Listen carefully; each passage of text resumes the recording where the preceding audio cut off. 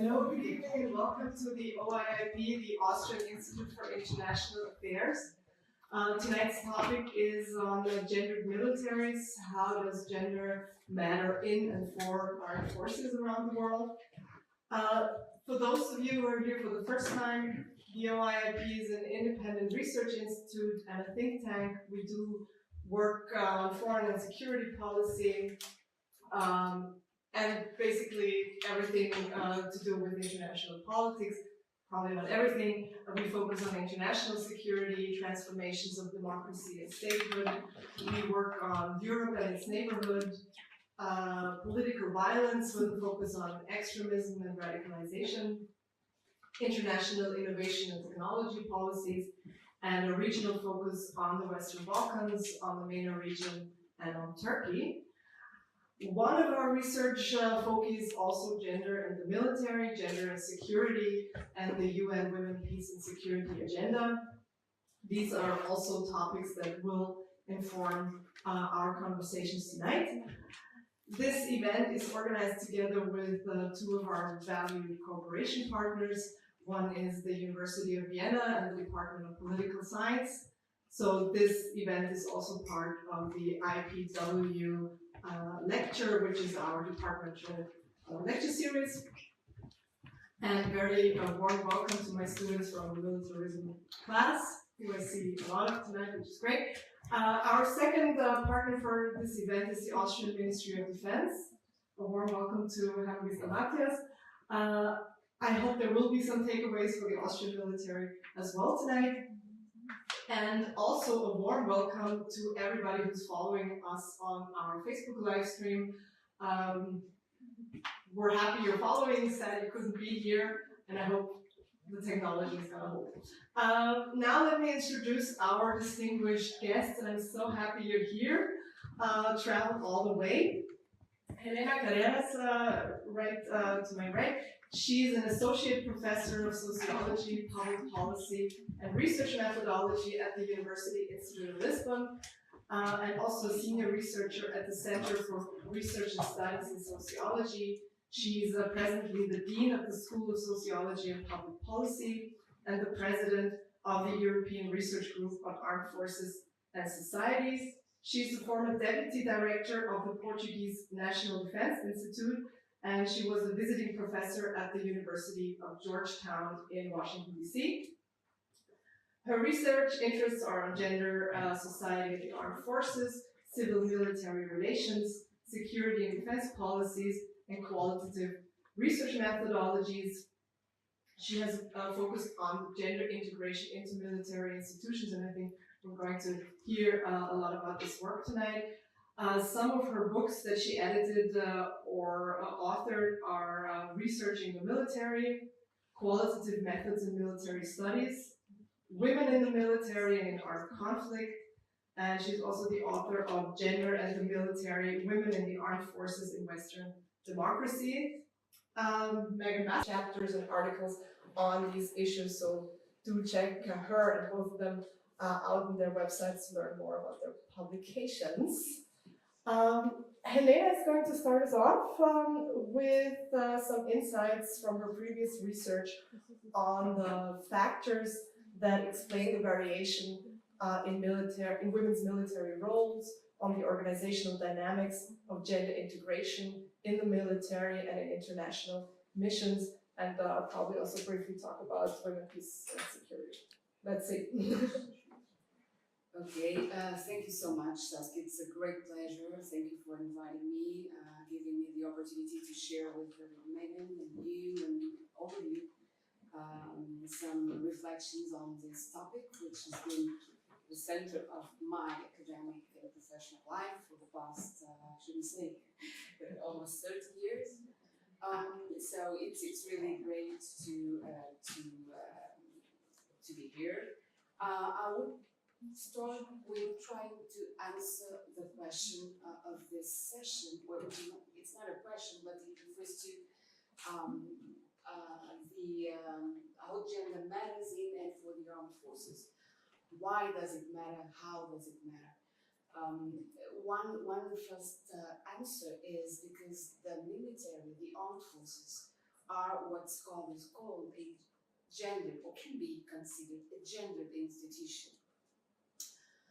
This concept is complicated, but basically it means that gender helps us explain, or if you want, characteristics associated to masculinity and femininity help us explain the production and the allocation of material and symbolical resources. That is, the structure of that organization is better understood if we take gender into account more than other institutions. It doesn't always have an epistemological prevalence, gender as a variable, but it does in contexts that are gendered.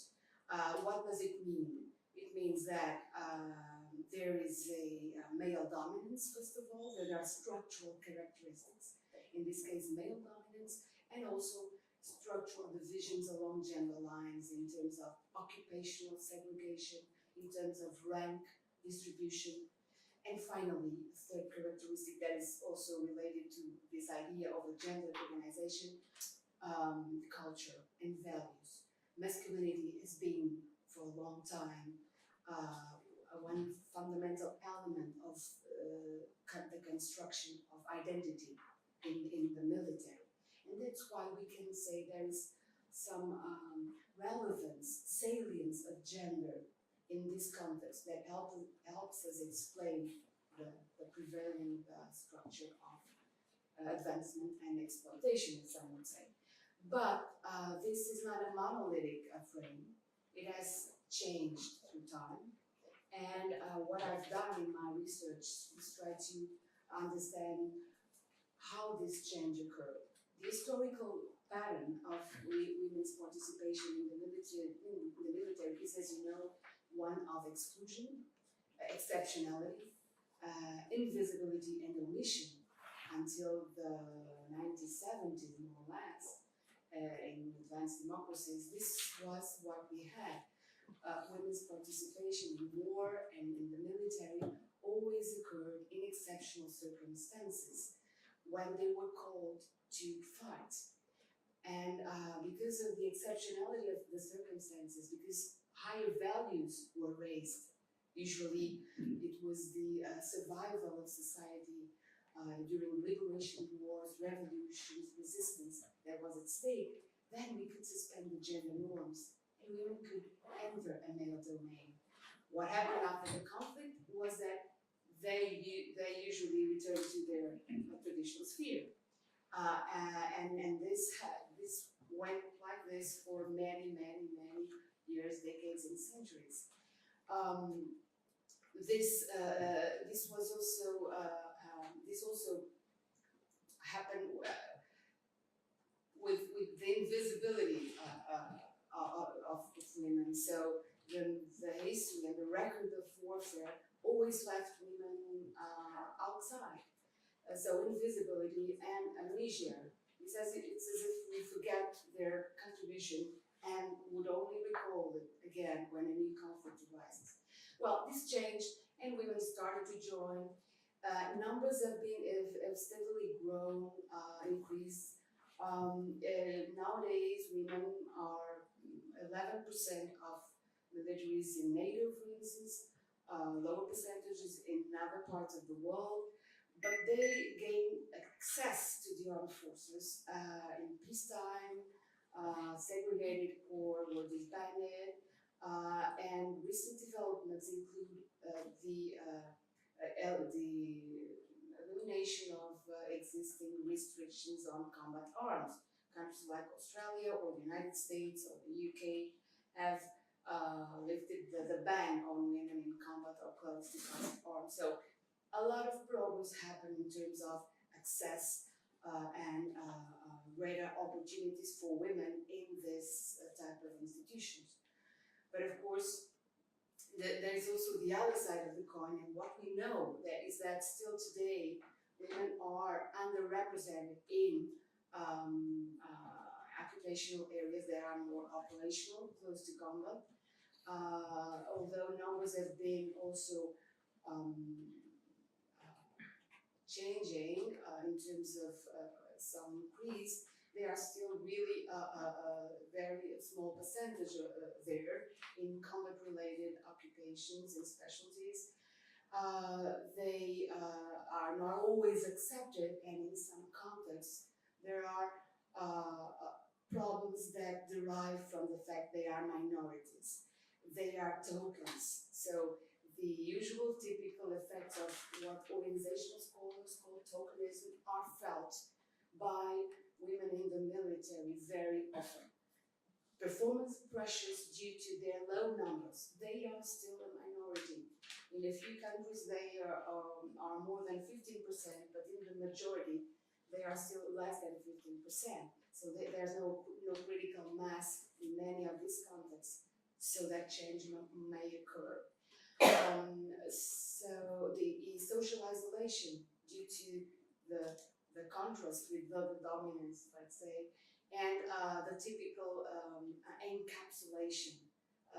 Women are seen as part of a group more than independent individuals. That's the stereotyping.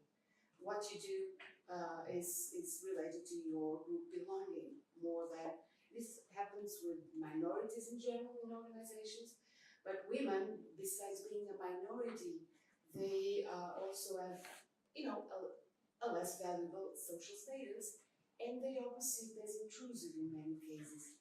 In a gender type occupation. It's all these characteristics. Being a minority, being of a lower social status, let's say, being intrusive or felt as intrusive in a still gender typed occupation, that makes things complicated for women. And sexual harassment and assault is just one of the things through which we can see that integration has not been accomplished. And in some countries or contexts, it's really a very, very serious problem, as well as in international operations. So we have this scenario that is also diverse. It's not like this everywhere in any time. Countries have different positions in a scale of gender integration. And what I look for, finally I get to talk about the factors that explain, but I'll be short. I'll try to understand why do some countries integrate women and give them opportunities, and so we get a more balanced situation, and while others just keep them in very symbolic positions. Even in very in universes where we could expect more uniformity, like NATO, which I studied, and there are two or three answers, and research is rather consistent on these factors. We know that integration is better succeeded in countries where there is a greater convergence between the military and civil society, where civil-military relations are more democratic, if you will. And so countries that have reached better positions in terms of political and social participation of women are also those that have a more balanced situation in the armed forces. Also, organizational changes, it really depends on the type of military organization. If it's more close to a mass army format or based on voluntary systems of military service, that also, of course, makes a lot of difference. When the armed forces need women, they recruit them because of the need to enlarge the social basis for recruitment. And of course, international pressures have also worked a lot to change the situation in many countries. 1325 is a new gender regime in international security. In the year 2000, this resolution, which aimed at the recognition of the underrepresentation of women in conflict-related situations and security, and urging states to promote women's participation and involvement in all these conflict-related situations. Has been a landmark and a groundbreaking document. It gave rise to a very robust regime of documents and policy initiatives, not only at the level of international organizations, but also the states. The problem, so there's some pressure has also been exerted through this on states to integrate women and improve their active participation in all these levels. But there are many problems. I don't think I will spend more time on this because we'll get back there. There are a lot of problems with implementing this agenda. The rhythm has been really, really slow, and there are many reasons that explain this, I believe, with relation to what happens at the national level and the problems that we still face with gender integration in national forces. Thank you. Wow, lots of questions already, but I think for now we're going to hear Megan's statement as well. As I said, you did work on the NATO gender advisors, so one attempt at overcoming implementation problems with 1325, and you're also interested in how do we need to understand gender to do this properly. So, the floor is yours. Thank you very much. So as intimated, I'm going to talk a little bit about research I've been doing with gender advisors in NATO and partner militaries. So as Helena was saying, lots of institutions now have policies around women, peace and security. And NATO adopted a women, peace and security policy in 2007. So I mean, relatively early in terms of international institutional engagement. And then quite quickly, NATO started deploying gender advisors, first in 2008 to the operation in Afghanistan, and then from 2010 also to the operation in Kosovo. And so you have a situation where a number of NATO militaries and NATO partner militaries that are part of NATO operations, including Austria then, are beginning to deploy gender advisors. This is something that was received very positively, I think, in the international community, perhaps. If one reads the UN Global Study on the implementation of 1325 in 2015, which was very influential, NATO gets a rather glowing report for its efforts in implementing 1325, and a number of studies commissioned by NATO were also very upbeat about what these gender advisors were able to achieve and the changes they were felt to be facilitating. So my colleague Claire Duncanson and I embarked on a process a couple of years ago of trying to interview and talk to and observe discussions amongst a much broader range of gender advisors and talk to people who'd been deployed over a longer time.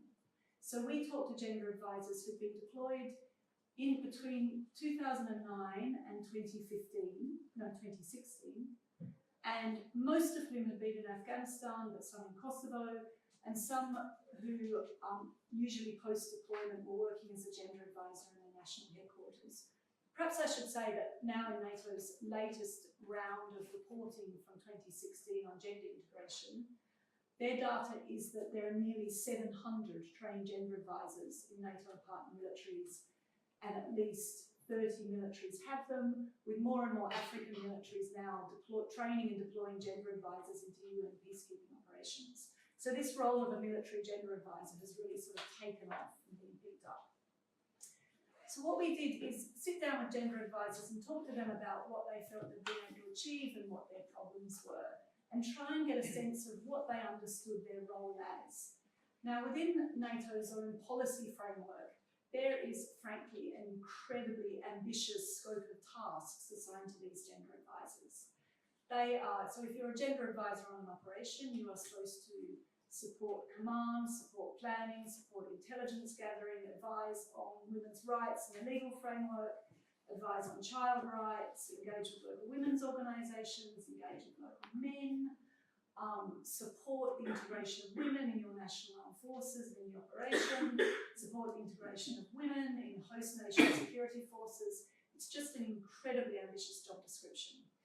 When we talked to gender advisors, they actually didn't seem too concerned by the ambition of their job description and generally seemed to have a very strong sense that they were there to improve protection and promotion of the human rights of women in the local population, and they were there to contribute to the empowerment of women in the local population. So really quite consistent with the sort of feminist narrative around women, peace and security. But when you hear this narrative within NATO, it has a rather different emphasis in that the NATO framing of women, peace and security is that it helps NATO's operational effectiveness. So that the key thread really in the NATO policy approach to gender and women, peace and security is, yes, we do this because human rights and women's rights are part of our values, but that integrating gender in our operations will make us more effective. And often the example given is that it will help us understand our intelligence environment, it will help us collect information from the local population, it will help us understand risks to our forces on the ground, generally make our operation much more successful.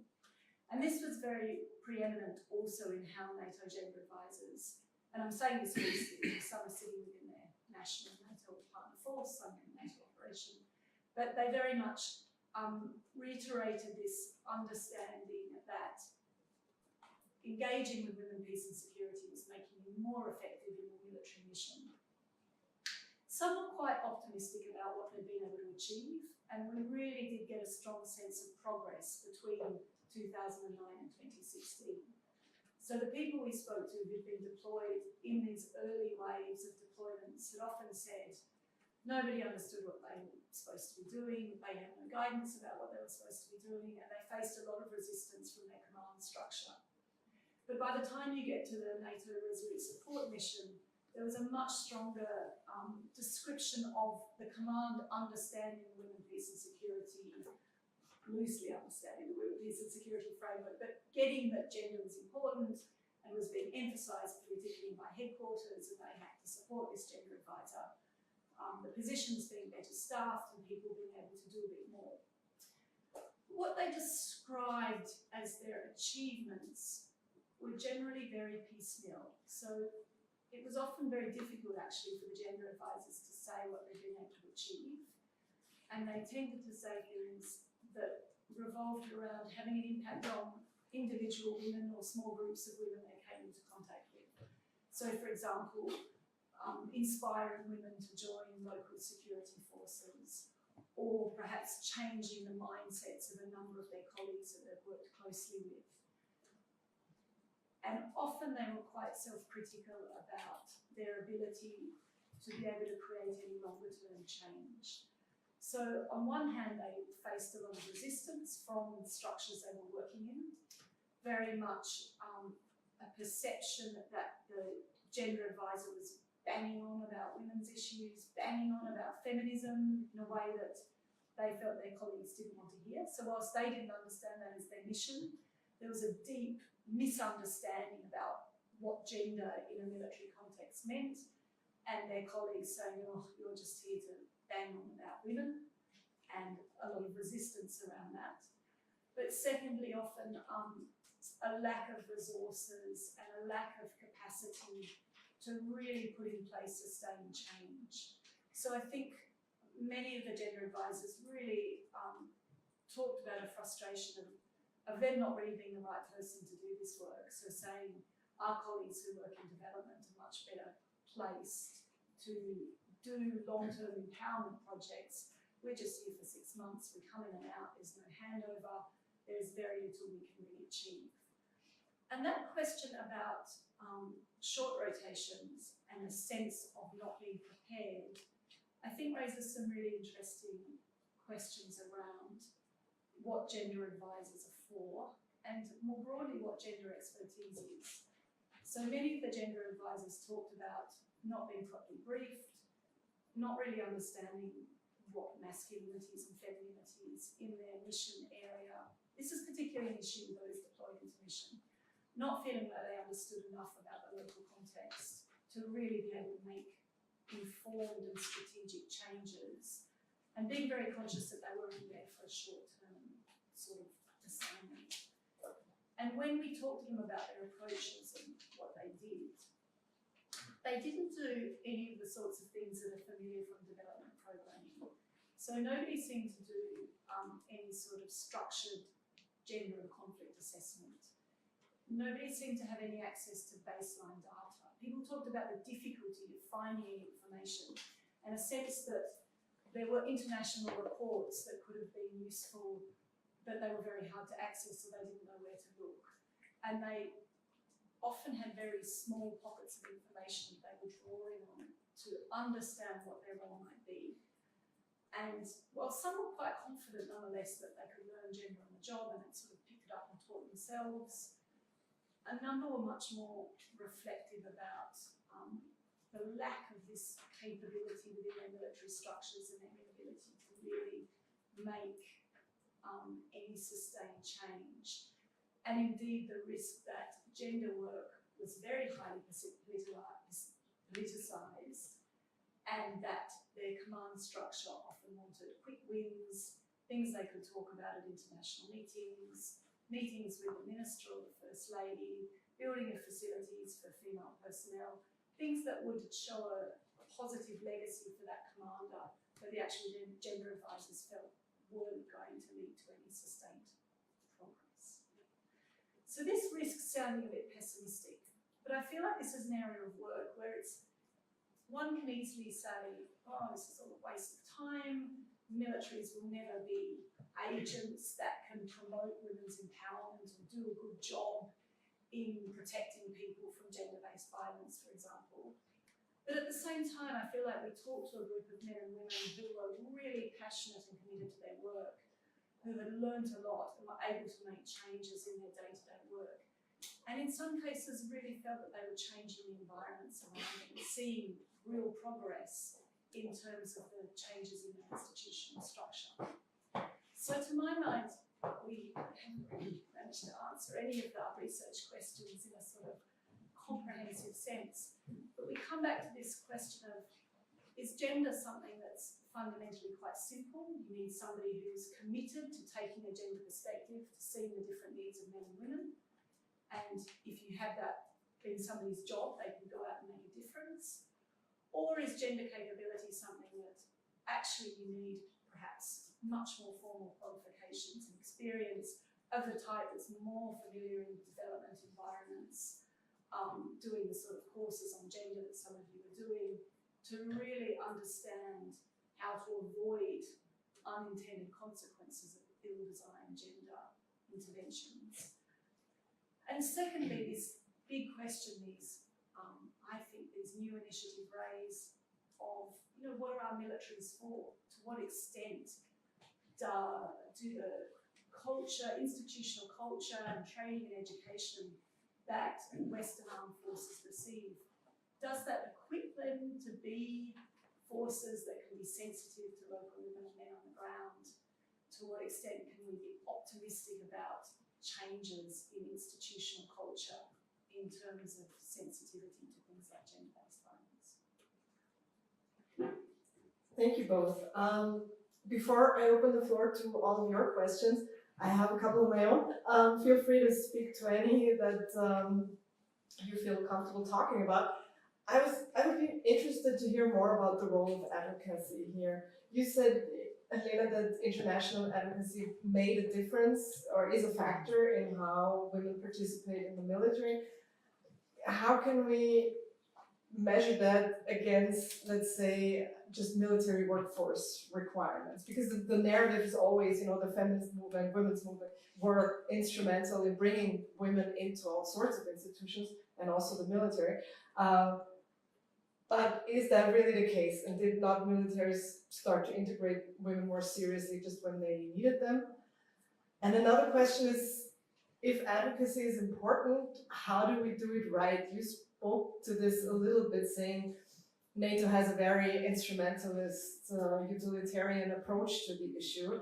How do advocates for more gender integration approach them? do we just use the strategic argument, which will work probably best? Will we draw on stereotypical representations of men and women to get our point across? Or is this not, generating new problems?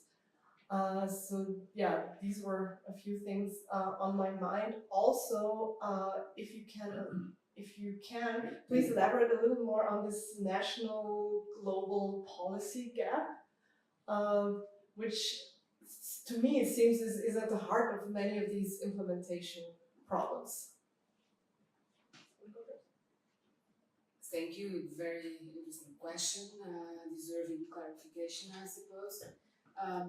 When I mentioned the role of international pressures, maybe I was not only talking about advocacy, but more of institutionally channeled pressures, like could be policy diffusion or dissemination through alliance politics, could be international courts ruling that, like in Canada, that in 10 years you gotta integrate, and then they did a good work, and then they stopped as soon as the 10 years went off. In Germany, change occurred due to court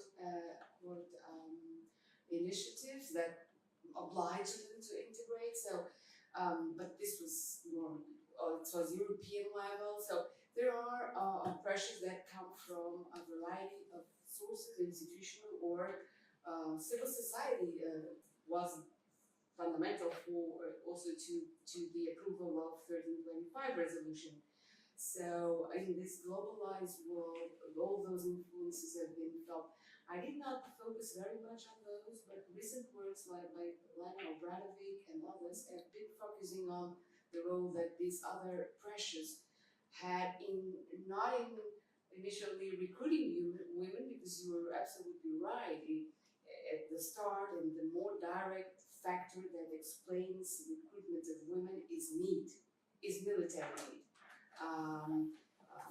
If there was no need due to technological and strategic and organizational changes in the military forces, maybe women would not be there.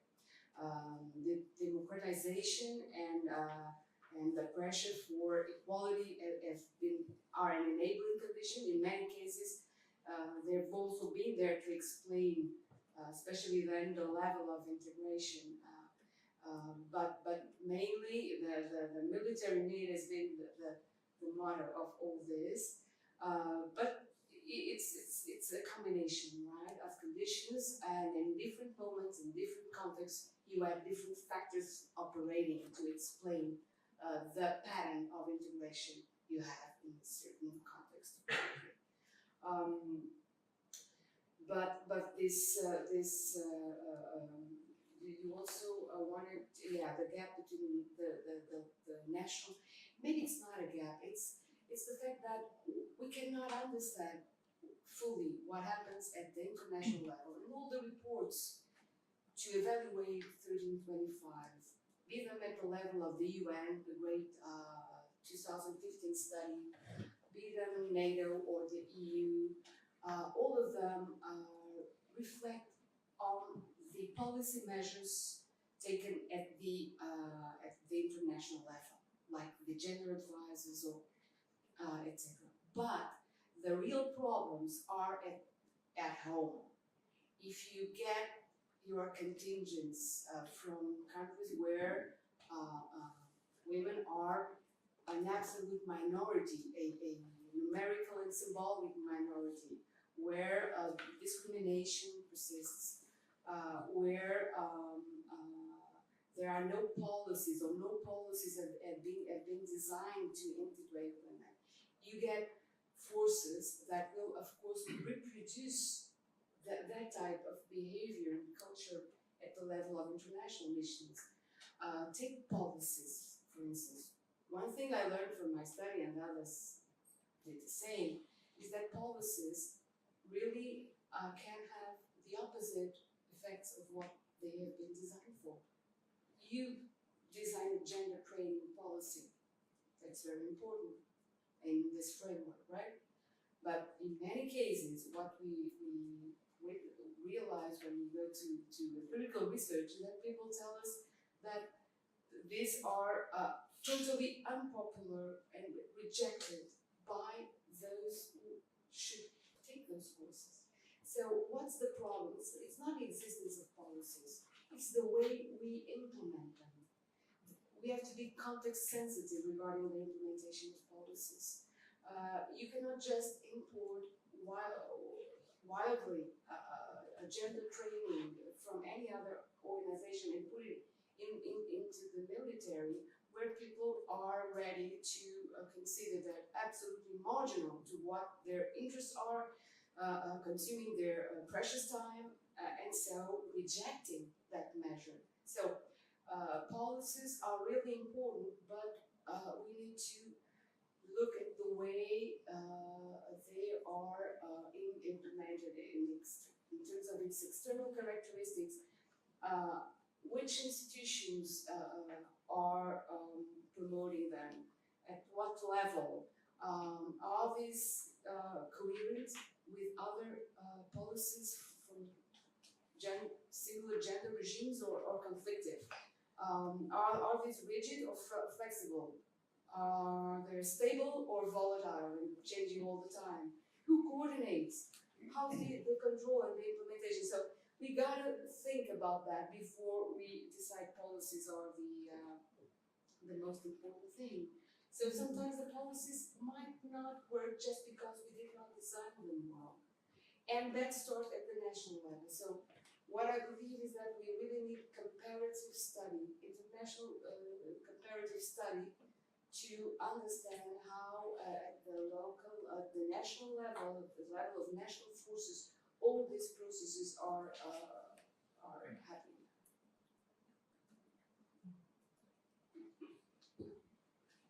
I love your question about advocacy, because I think it's such an interesting issue when you look at military approaches to peace and security. I think certainly NATO is interestingly impervious to civil society influence in many ways. I mean, this has begun to change in the last couple of years. There's now a NATO Civil Society Advisory Panel in 1325.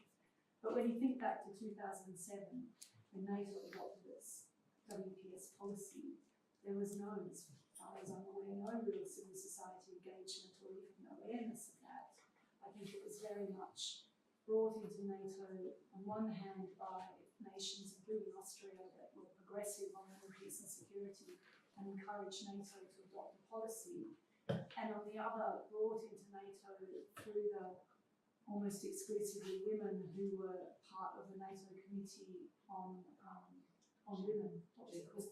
Before it was called the Committee on NATO, Women in NATO Forces, as it was then called, which was really a representative sort of advocacy body for women in militaries who were at that point mandated to work on integration of women in militaries, not on women, peace and security policy. But a number of those members really encouraged and pushed and lobbied NATO to adopt policy on 1325. And certainly for many years, there were a small number of organisations, including DCAF, where I work, also Inclusive Security, a small number of organisations that were sort of engaging with NATO as experts on gender and peace and security and sort of nudging them along and encouraging, but not any broad scrutiny from broader academia or civil society for a long time. And in the work we did with gender advisors, talking to gender advisors about their influences, we made a point of asking all of them who they talked to get information to inform their work. And a number of them come across reports from the UN and were aware of things happening in other fora, but none of them felt that academia was a significant support for their work, which is sort of disappointing if you're academic. But there was a really a perception often talked about of a real barrier between academic work in feminist security studies, which is often very critical of militaries, very sort of suspicious and skeptical, and a real perception of a gap between the women and men who were gender advisors and that sort of work, in a way that seemed a real pity, that they felt that a number talked about not feeling welcome in the sort of feminist security community, and at meetings talking about women, peace and security, feeling a bit unwelcome in their uniform. And I feel that that's a real challenge to us as scholars in how we build bridges and make the sort of conversations we're having accessible to people who are actually doing work. Thank you so much. I would have more questions, but I would like to open the floor now to all of your questions. I think we can collect a few and then hand it back to the panel. There's a mic. Raise your hands, don't be shy.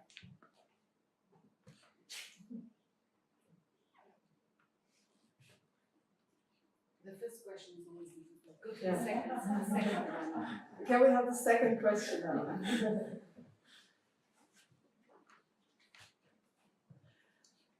You know what, that's fine, because then I can ask my questions. Because it also ties in very nicely with what you just said, Megan, about the feminism military divide. We had a workshop on feminism and militarism in June where we had these very conversations between military women, scholars of militarism, and so on. So now we operate under the assumption that it's a great idea to get more women into the military and that the military should adopt gender perspectives, and a lot of feminists don't agree. So what is your take on that? I mean, why should we strive for this? And how can we strive for it when we know that we advocate something that will probably put women into harm's way and probably put them into institutions that are going to discriminate against them and make their lives harder?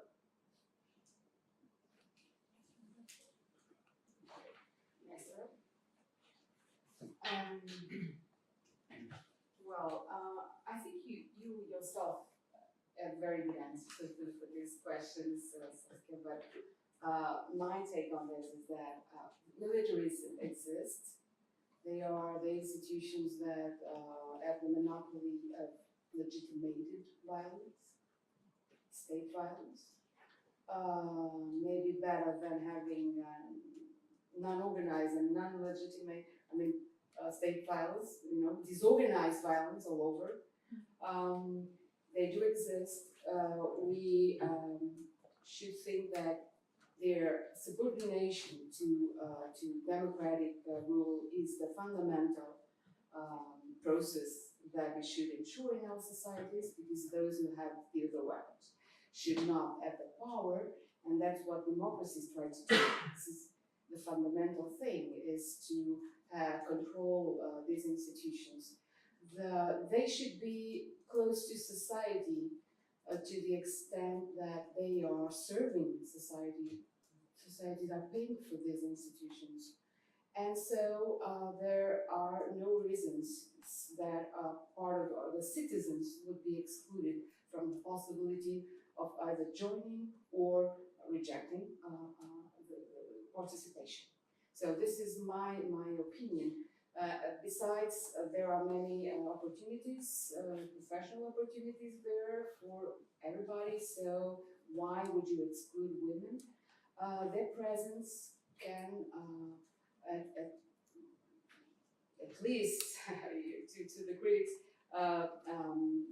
make armed forces more convergent with society. In fact, the presence of women has been considered an indicator of democratic civil military relations, because you get armed forces that better mirror society if you have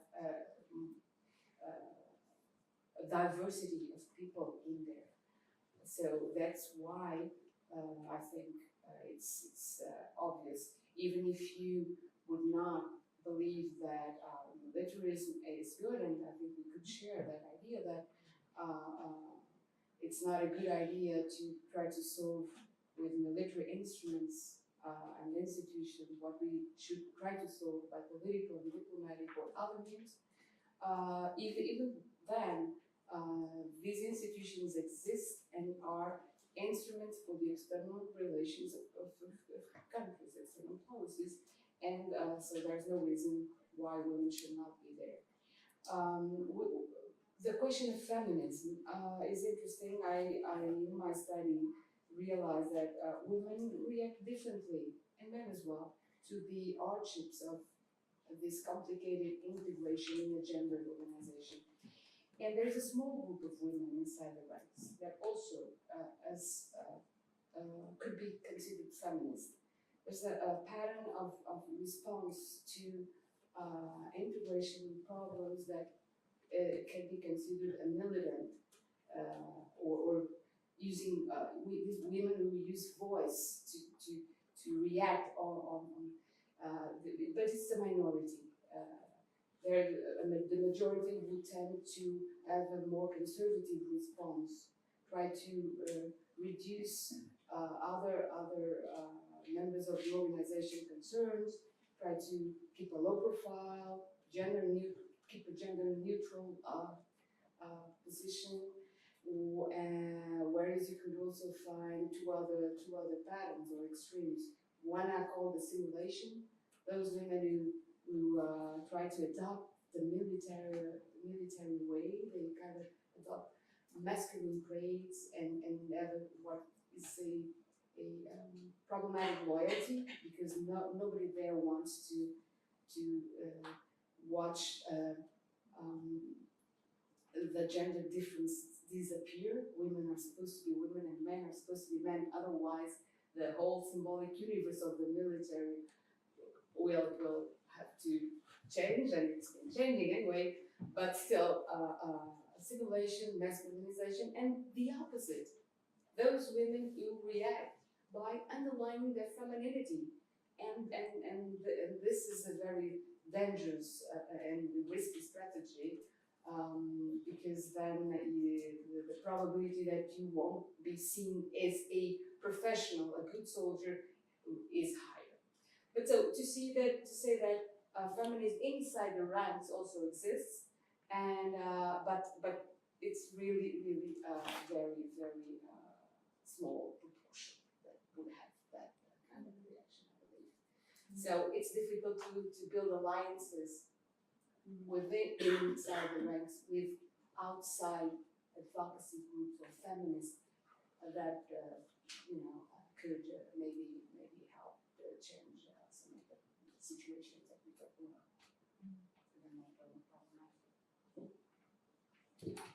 I agree with many of the things you were saying, just very fundamentally that we all pay for our militaries every day. Like, spend quite a lot of our tax goes to pay for our militaries, and we just need to be as engaged as possible in demanding the sort of militaries we want. And I feel like it's a very problematic dynamic in many of our democracies that militaries have been seen as this very other, specialised sphere, that there hasn't been a very active public discourse as regards recruitment, training, operations, and that part of a broader project to address problematic gender dynamics within militaries is to try and promote much more public conversation, particularly as we move away from conscripted militaries. We less have a dynamic where people's brothers and uncles and fathers are serving in the military, and we're very aware of the gendered nature of that. There's a risk that people just don't see what their militaries are doing overseas and don't engage enough. And I think in terms of the feminist project, resting on one's anti-militarism isn't in itself going to address those challenges. I agree. I mean, it's a difficult conversation to have, and it's often painful, but I guess there's no way around it. And my experience has been that meeting with military women who then, studied gender studies or international studies, and then found out that there were so many theories and approaches and so much research that spoke about actually their experiences, made sense of that, and they never had access to it, and they never could use that knowledge, and they functioned less, in the military because they didn't have access to these debates. So even if we don't agree, I agree that we should, keep these conversations going. Just a short note on a story that was I think the moment of my life when I realized that my work meant something. You know, we always ask ourselves, is this useful? Is the knowledge I'm helping to produce useful to change reality, to help somebody? And one day I was in the conference, this has to do with what you were saying, Saskia. I was in this conference and met a woman who in Brazil. I wrote in Portuguese, so in Brazil they had my work for a long time. So, and she told me, how are you, Professor Helena? I said, oh, it's an emotion.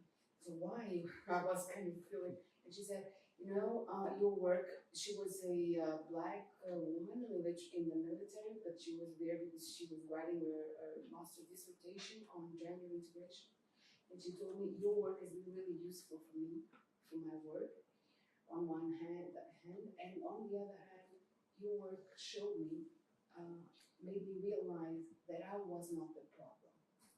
So that, this was great. You know, it was the most wonderful thing somebody could tell me, because you realize that you describe patterns that are related to structural characteristics of the institution that are shared by a lot of people, that are the result of the conditions under which, you know, institutions and people operate. And so I think, yeah, this relates to what you were saying to some extent. And I wanted just to tell you this story. So it can make a difference that we highlight how reality is, how it works, independently of what we think it should be. That's the normative position. We are all entitled to that. And we are always, of course, since knowledge is never neutral, we always are writing and researching from a point of view. We might have our opinions, but still we should try to differentiate what is the normative dimension, what we believe society should be, how can we make it better, and our description and analysis the way we collect our data and analyze your data to make sure that it corresponds to what happens and is not just some kind of projection of what we really want reality to be. Well, so my question goes actually to a lot of points that you just mentioned. I think all of them are very interesting because we talked about women entering the military and then also masculine patterns and masculinity within the military. My question would be, what could be counter strategies from a feminist viewpoint within the military, probably to change that very masculine, probably also way of thinking within, and is it like in this case, is it enough that just more and more women enter the military, or has there to be different changes? Because for me it sounds like it's not going to be enough that just more women enter into the military and then adopt exactly those masculine patterns. So yeah, I hope I can make the question clear. Are there more questions for now? Or then we collect the second one. My question kind of connects to your question. I'm wondering, what do you think of quotas implemented by international organizations such like the UN or UNPKO? For example, like 15% of staff officers in military service. And will this change? Will this solve the problem, or is it kind of quantity over quality? Can we get one more? No urgent concerns right now, so please go ahead. Thank you for two really good questions. I think the one you asked about institutional culture and change is a really important one. And I think there are some really interesting examples of how militaries have tried to change their institutional culture. I would sort of foreground what I'm about to say with saying I think it's really important that these approaches are very context specific, that they grow out of your own national culture of whatever's going on in your military. It's not something that you can say, oh, well, I'm going to do what they did in New Zealand and that will work for us. But certainly in the last decade or so in New Zealand actually, but also in Australia and Canada, particularly in response to massive scandals around things like sexual harassment, they've really both initiated processes of having conversations about culture.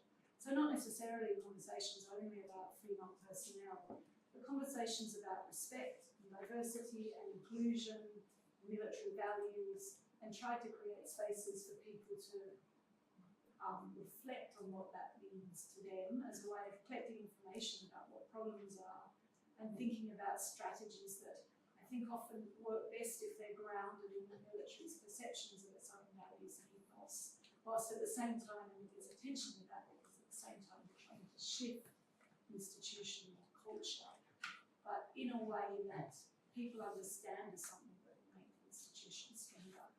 There's also some really interesting examples that have come out of the US military's responses to the prevalence of sexual assault in the US military, where they have had conversations about masculinity, organised things like men's discussion groups where male personnel will get together in male-only spaces and talk about their experience of being a man in the military, to try and get to some of these much deeper issues around cultures of masculinity that are problematic in some ways, or maybe perceived as being tolerant of bullying and abusive behaviours, to really try and create spaces for more positive masculinities. Do you want me to answer the question about quotas as well? Absolutely. Yep. So I think the question of quotas is interesting, and it's a very controversial topic, and I think it's important to recognise that quotas are used in different ways. So as I understand, a lot of the UN initiatives are more targets, where they're saying we have a target of 15 or 20%, whereas some militaries have had practices where they set a quota and it is a firm quota and it's going to be 10 or 15% or whatever it is. My understanding of that is it can be very problematic if the quota permits somebody who hasn't reached the same level of skills and qualifications to be put in post. When you look at the literature, for example, on the South African military and the legacy of really trying to push forward with gender quotas, Libby Heineken's work, for example, talks about women feeling that they're just not treated and regarded as professional in some, not in all contexts, but a perception that because they haven't met the same standard, they are never regarded as being at the same standard, even when that's not necessarily the case. So I think it's very important as you go through these changes to try and integrate more women, that you look at the informal barriers and you address institutional, cultural issues, rather than take an approach that is perceived as lowering standards. Very good questions. I would say that you're absolutely right. Just adding women in steers, as I said, will not change anything. But we know that if you don't have them, the one thing you're going to get is the reproduction of inequality. So presence is important. Numbers are important. They got to be there, present. That is a necessary, although not sufficient condition. So the politics of presence is important, but then you have to have a structural change, and that will come with the policies, but policies that are not perceived as creating more inequity, positive discrimination measures, or other positive discrimination, are many times felt as producing inequity, and they are by those who should be the targets of the positive discrimination, be them women or minorities, but in this case we're talking about women who are the minority, and this has a very pernicious effects. So again, think about how you design and implement the policies so that they won't have negative effects against what you really want to. With regard to masculinity, Claire Duncanson is one of the and other colleagues interesting work on how, although there might be this hegemonic ideal of masculinity still operating mainly in the core settings of these institutions, like the special operation units, the military academies, combat situations, missions, etc. There is a diversity of masculinities, and there's a process of change in the meanings associated to masculinity also in this institution. Nobody would want a Rambo driving their truck supply trucks. So Anthony King has an interesting work on how what we suppose was one of the bonds of cohesion in small units, the male bonding, this masculinity has been disappearing because maybe it never was the cement of cohesion. The cement of cohesion, they say, the scholars who study this, is not, as some still suppose and underline, the social cohesion, the social homogeneity, the fact that you are like the others, but much more what is another aspect of cohesion, which is functional cohesion. That is the fact that people are united towards a common goal. And this is the aspect of cohesion that really helps military groups work. And in Afghanistan and Iraq, Anthony interviewed a lot of men and women who came and reported discrimination. Like women were still seen, bad names used to describe them. But he also noticed that professionalism was the factor that was explaining cohesion. I trust the others who are working with me because we have a common goal, and I need to trust their professionalism so that nobody dies and we can get the expected goal of the mission. So masculinity has been changing, and maybe it's not as it used to be, or we thought so, the cement of cohesion. These are peacekeeping missions have been also helped change the meanings of masculinity and femininity, sometimes with very controversial, to say the least, consequences, because all this new narrative on the reasons why women are wanted in international missions that Megan was talking about is a narrative that is based on the same stereotypes that used to be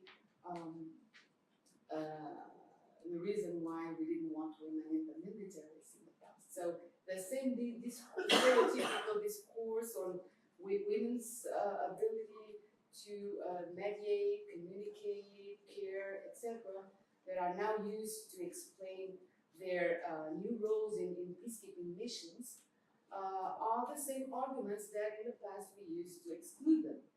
And they will probably bring back essentialist visions of gender, which are really negative. We should try, I think it's one of the big challenges we have, is try to alter this narrative. Not only because these are stereotypical features, also because we are excluding the men from maybe developing those kind of skills and capacities, since we decide that women have them naturally. But it's really dangerous that we have this discourse whereby we see women as naturally peaceful or men naturally aggressive. So this is one of the risks and one of the challenges to contradict this narrative and make the new opportunities for women in this type of missions be framed differently. Thank you. More questions, comments? Do we have a microphone for the gentleman in the back?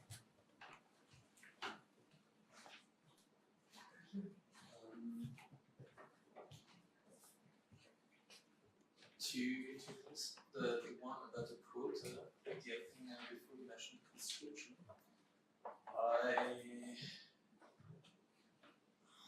have some articles in mind about US elite forces and about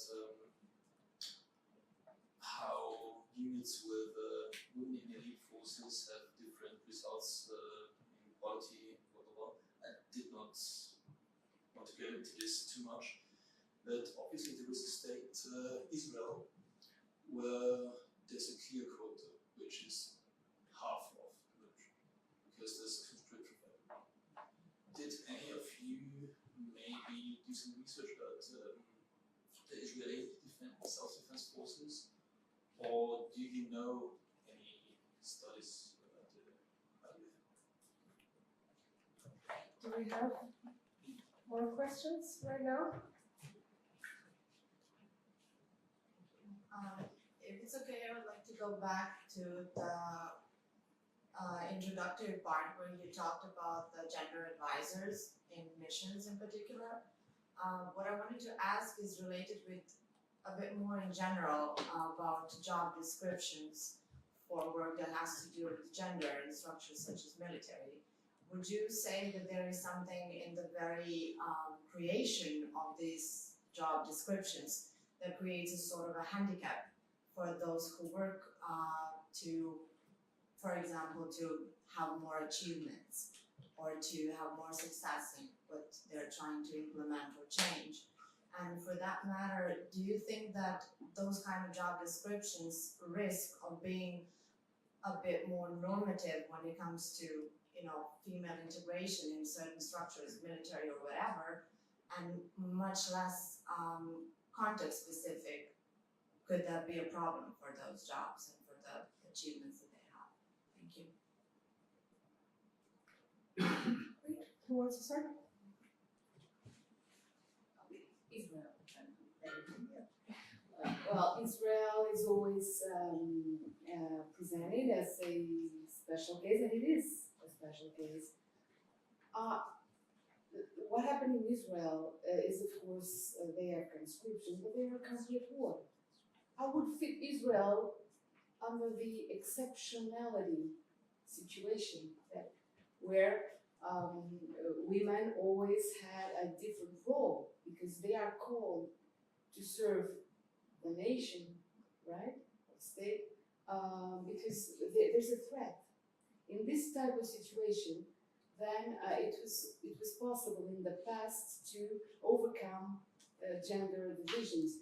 But in the case of Israel, until 2000, women were part of a segregated, separate corps. That was called chen in Hebrew, it means charm. So they could not do combat jobs. There were a lot of occupational restrictions. Only in 2000 were they allowed to join the front line, let's say, specialties and occupations. So it's a situation that, to me, reflects the exceptionality of a country that feels threatened and it's at war to some extent. So it mobilizes everybody, suspending a bit the general. But there are still a lot of questions and problems in gender integration in the Israeli army. So it's not a situation of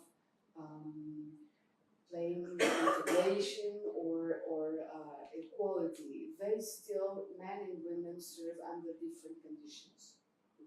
Okay, to a certain extent. So it's not a good example for all the other situations, I would say, because it's a very special case. But yeah. Also, as far as I know, women are still exempt from military service as soon as they're married. Yeah, those are Yeah. one of the conditions that the time of the length is different. And there are other differences. And I think it's interesting to add to that Norway and Sweden now, of course, have conscription also of women. So we're beginning to, I think that's very interesting. They're both, of course, countries where, although they have conscription, it's not that everybody has to do it. It's a small minority that actually do, but countries that are shifting their narrative around what military service looks like and shifting reality of how that's understood in a gendered way. To respond to your question on gender advisors, I think it's been, I sort of skirted over this, but we've seen an interesting progression in job descriptions. So from something that was a bit chaotic and very broad and put all the responsibilities at the level of gender advisor to, as the role has matured within the NATO structures, very clearly articulating that integration of gender in the mission is the commander's responsibility and the gender advisor supports him or her in doing that. And so I think that has made the job, and that recognition has made the job much more manageable and deliverable than the early phases when the people really felt that they were being asked to do something that they just simply didn't have the resources and support for. And I think that's something that I wish there were more discussion on at a national level. So for example, in the UK, they're just now in the process of developing policy and training for gender advisors. And from what I've seen of that policy as it evolves, it's very much, we're going to integrate women, peace and security in the gender advisors for this. And that's just not a realistic framework for any sort of specialist advisor in the military. That's not how other military tasks work. So I think it's really important to have a much broader institutional conversation, and one that's particularly targeting senior and sort of mid to senior leadership. So it's a conversation that the leaders know, understand why the government has made this commitment and what it might mean for them and their careers. Thank you. I think we have time for one or two more questions, if there are any. Tatiana. Where did the mic go? We have one here in front. Thank you. Tatiana Zhuzhenko, University of Vienna.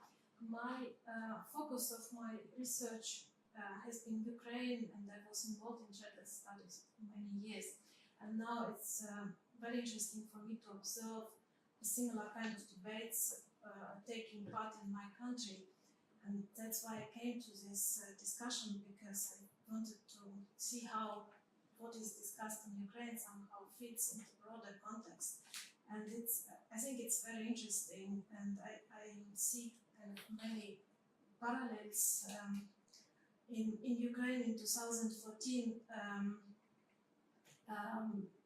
I think because of the kind of empowerment of civil society, many women joined the military because the security sector was in a very bad shape in Ukraine, and it was seen as opportunity by some of them, and there were also like civic activists who joined the military to reform the logistics and to reform civic military relations. And for the first time in recent Ukrainian history, there is really like a new discussion and some sort of debate about the role of women in the military, and some interesting academic research. There was a project called Invisible Battalion.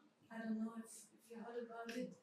And so for the first time, like academics really looked into these issues. Yeah, and I think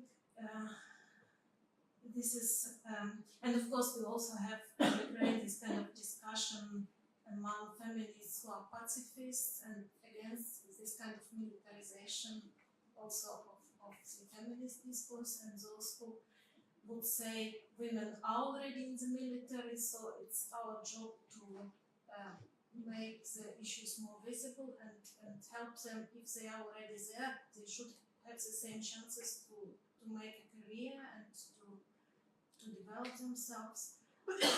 So I don't want to talk too much, but I think it's a very interesting example also also kind of international influences, because there were some legislation changes in Ukraine recently which lifted some restrictions for women in the military under the pressure from international institutions also.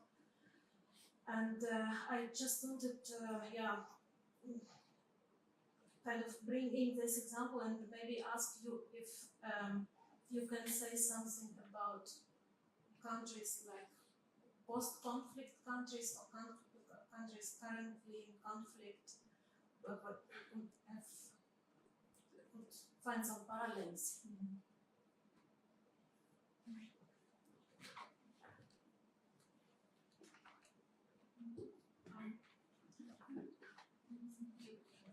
Well, there's another question. Then let's get that, and that's the final question. You said that there is 700 gender advisors. How many of them are females and how many are males? And what are your personal experiences? Does the force commander accept more a female advisor, a gender advisor, or a male advisor?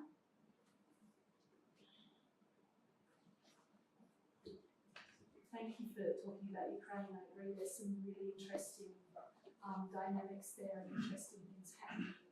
And I think it's very interesting to see the role that women, as you say, feminist organisations and prominent feminists and women's activists are playing in conversations about women in the military. And I don't know if I can speak in a sort of comprehensive way about the region or other countries in that sort of period, but I've certainly been working for many years in Georgia, and there's a comparable sort of engagement by local women's networks and women in discussions about gender in the military, women in the military, and a real interest there in getting involved, which is not so common in Western Europe, I think, and I think that has the potential to be very positive. Your question on gender advisors, I would have to have the whole NATO report in front of me, and I don't think there are consolidated figures from each that you can put together to see how many overall men and women. It might be available on the country level, but I'm actually not sure that it is. Certainly in the research we did about, I think we interviewed 3 men of 21. So there are anecdotally around the table quite a few male gender advisors, particularly in countries where it's becoming a more normal part of the structure. And I think some of those I talked to, it's been an opportunity for international posting. I think this is quite interesting that some of the men I talked to were male gender advisors, quite open in saying, I knew nothing about gender.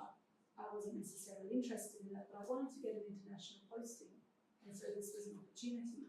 And some of those men then became really enthusiastic, active advocates for work on human peace and security, but they weren't necessarily coming from sort of a feminist place. In terms of your question about their reception, there's some work done on that by Matthew Hurley, where he has interviewed a number of the male gender advisors at NATO.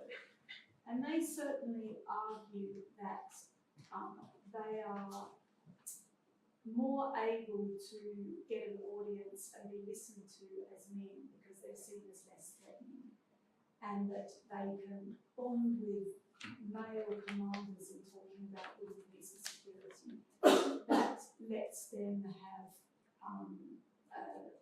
a more welcoming reception.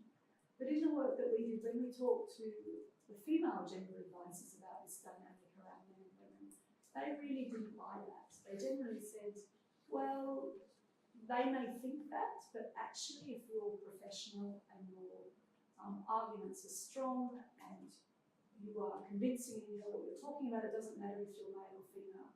So it seemed that some of the men felt that they had a very strong advantage, but the women didn't agree. So I think that's an area that would be interesting to do more research on.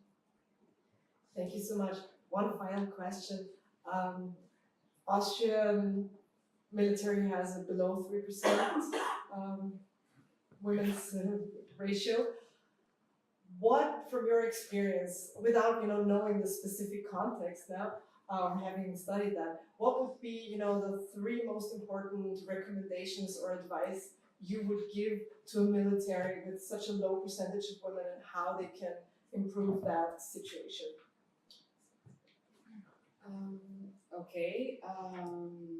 Design communication campaigns to target women. That would be one, because recruitment has become a really challenge in most of our countries. Military recruitment, young people from these new Z and X, what not X, what mine, Z and generations do not seem very attracted by military. The more qualified they are, the less attractive they are. That goes for men and women, and since women in general get to be more qualified in the labor market, they become even less. So some effort should be developed in order. Yeah, it's a problem of resources. But I tell you, in my country, for many years, there was this National Defense Day, like in France, on the ISCTE. One day, every young man, in that case, young man at the age of 18, would experience contact with defense institutions. And for many years, only men went there. And you know what the explanation was? I was fighting this in public debate and say, why you might come up with some reasons why they cannot be in the Marine Force or in the Special Force, but why not the National Defense Day? And it happens that there was no civil society pressure, and it was a problem of resources. It was expensive because you had to double, the initiative would have to target the double of individuals. This was, the lack of civil society it was unconstitutional, in fact, because in a democracy you cannot just exclude half of the population from an initiative like this.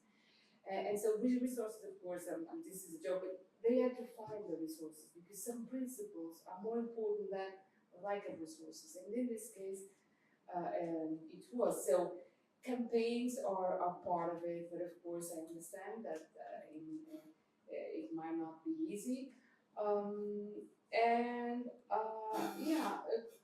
Also the role of leadership is really important. If those inside the organization do not believe that this is important, then nothing will happen. You might even attract women, but you will not be able to retain them. If then the atmosphere, the environment is not welcoming them. So leadership is absolutely crucial. Somebody was talking about leadership. I think something should be done in order to make leaders in the organization see that this is a valuable thing for an organization. Diversity is important, especially if you take into account the nature of military operations that became multifunctional, multinational, much more challenging than in the past. The military used to be a part of the conflict, one of the belligerents. Now they are referees in other people's conflicts in many cases, not only, of course, but in many cases they do that. And if doing that, they need to interact with a multiplicity of actors in the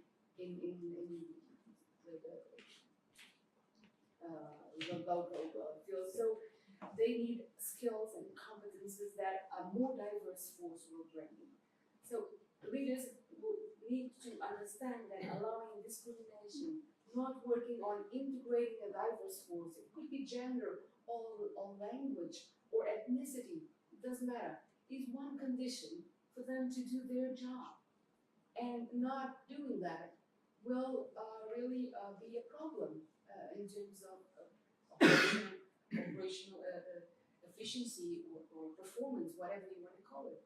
So I think I would work on leaders and NATO has very interesting initiatives on I think there's a lot of NATO top generals on stage impersonating women in a conflict zone. Is a strong symbolic message that the leadership is engaged, is committed to a certain agenda. These type of things, and other policies. I think policies are really needed to change and crunch stereotypes.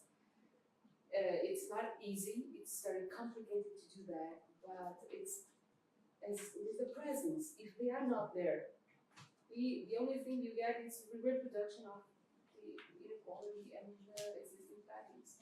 So I would go to work on the context of policies to see how we can make women enjoy their military experience and give them the conditions to conciliate work and family, etc. These are mainly the major obstacles, and the conditions for them to have a career that will not face glass ceilings or sticky floors always.